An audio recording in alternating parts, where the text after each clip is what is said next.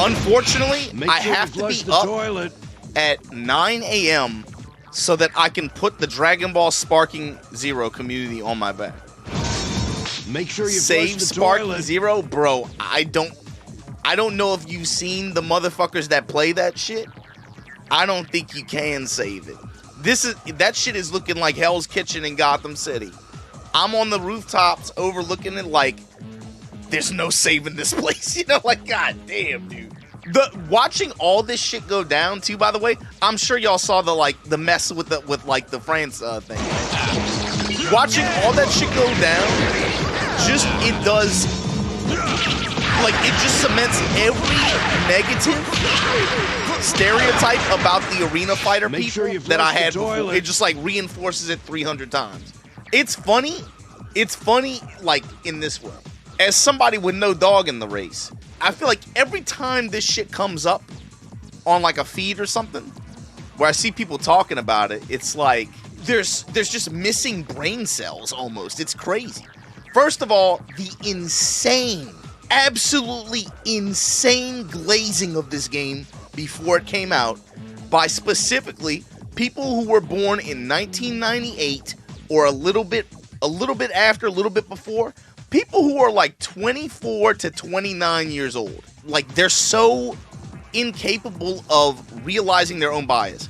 People aged 24 to 29 years old right now have a extreme amount of bias towards games and products that were released and made between like 2004 and 2009.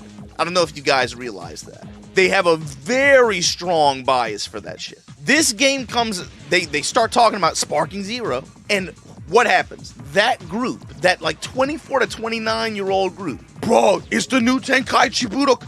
Oh, bro, as somebody that played Budokai 1, 2, Tenkaichi Budokai 2, 3, I can tell you that shit was not that crazy. But you can't tell them that shit.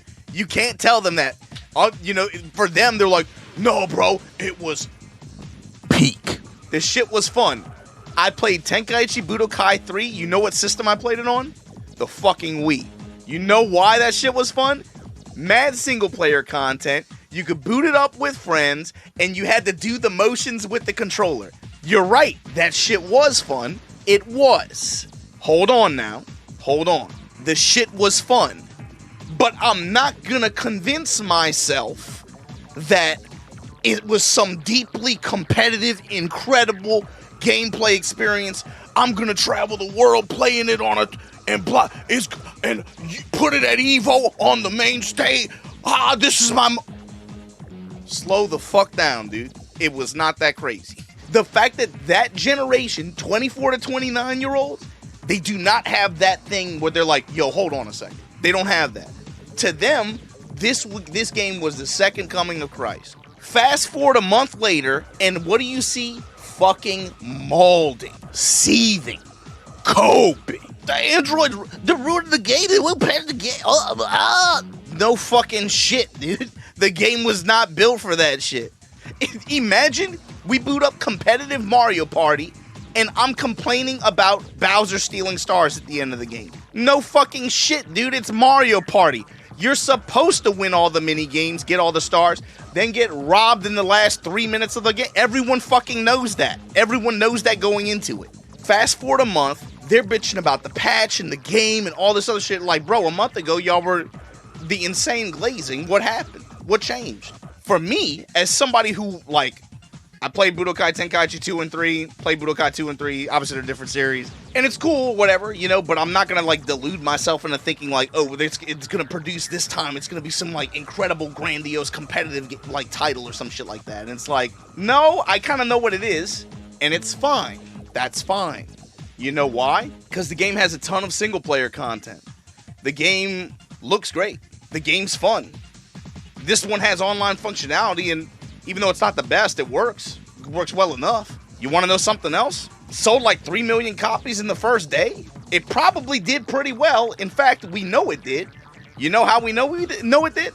They released their statements on their financial records, and this game was one of the best-selling Dragon Ball products of all time for them. So when you know all that, and you're like, oh yeah, well, it pretty much did what it was supposed to do. You know, it's what it was supposed to be.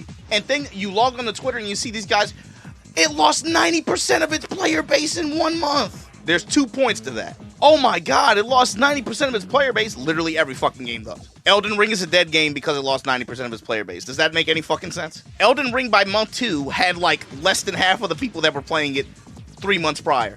Was it a dead game after that? Street Fighter 6, dead game?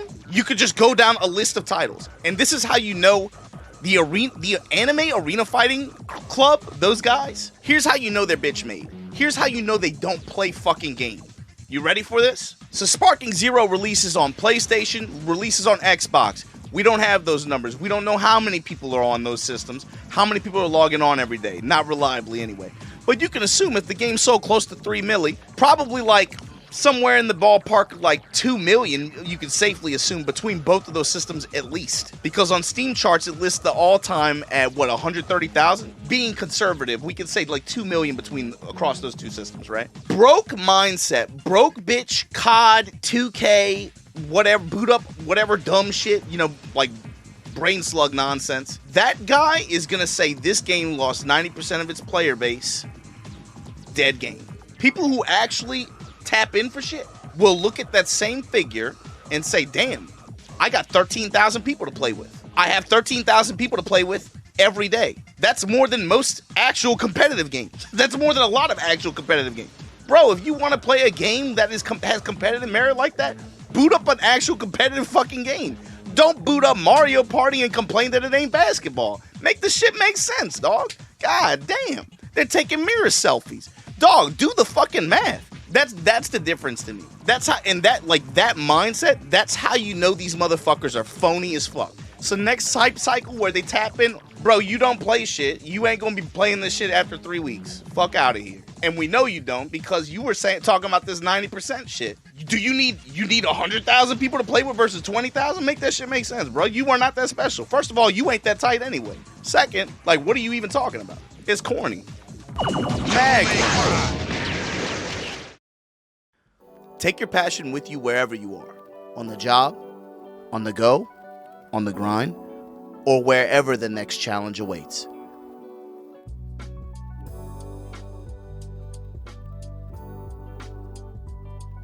Head to merch.tenno.gg to get your favorite FGC apparel on sale for Black Friday this November 29th to December 2nd.